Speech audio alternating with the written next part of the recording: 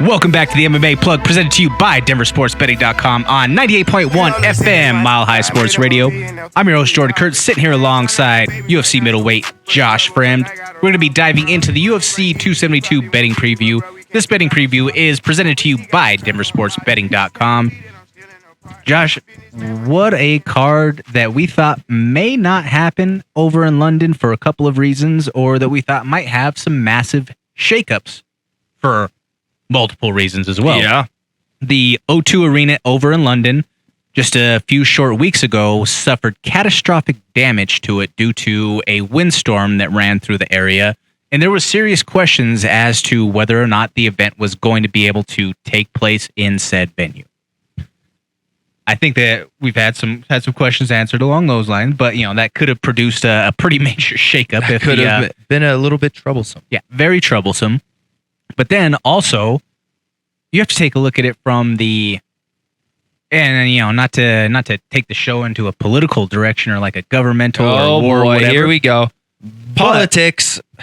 You also have to take a look at it from the sense of there's multiple Russian fighters, one being the main event in Alex Volkov. Yeah. That there was talks at least a couple of weeks ago amidst the conflict going on that some of the Russian fighters were potentially going to have issues with getting visas. Yeah. They are already talking about how there's a good chance that just based off of the situation overall as a whole, that Petr Yan's corner is most likely not going to be getting theirs when he fights Aljo next month.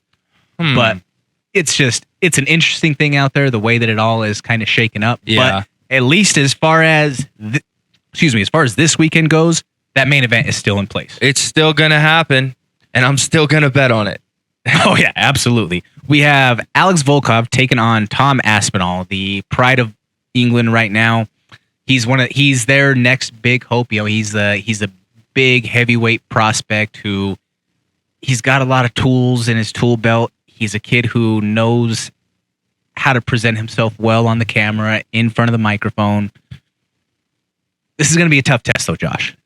This is not an easy fight by any means. But I will counter that with, it is only a tough fight if he can't close the distance.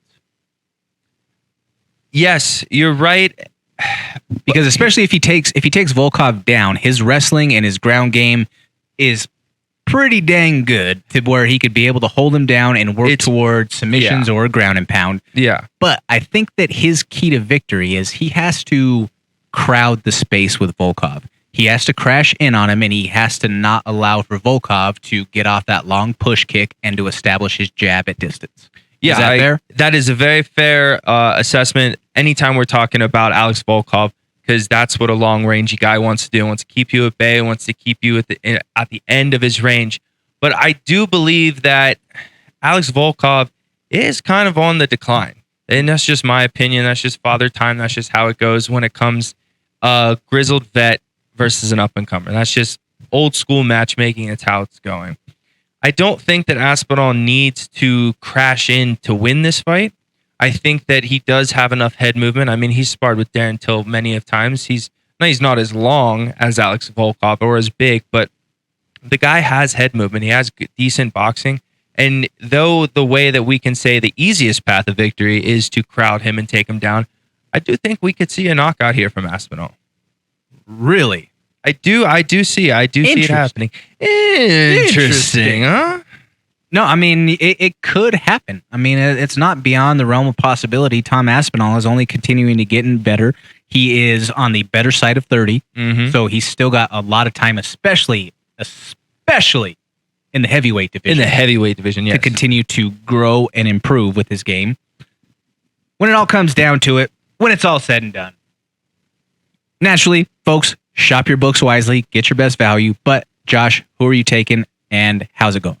I'm definitely going to take Aspinall on this one. I'm not sure if my heart tells me if I want to go with an actual, like, if I just want the money line or if I want to prop it off. But I would go money line, easy money Aspinall. I think that's definitely fair right there. I would have to, in general, I think that we're going to see Aspinall be able to pull it off. But I don't know, in a 5-round fight, I think he gets a finish. I don't know how that finish is going to come. Yeah. But I would say that I think that it's not to say that it's a safe pick, but it's a pick that has some good potential if you choose a finish out of Tom Aspinall. Yeah. Because I think they're eventually through that 25 minutes, he's going to get Volkov to the ground. Yeah, I think that there's a good chance on that for sure. There's going to be a point in time where he gets him down. I think that that's going to be where he then goes to work officially there.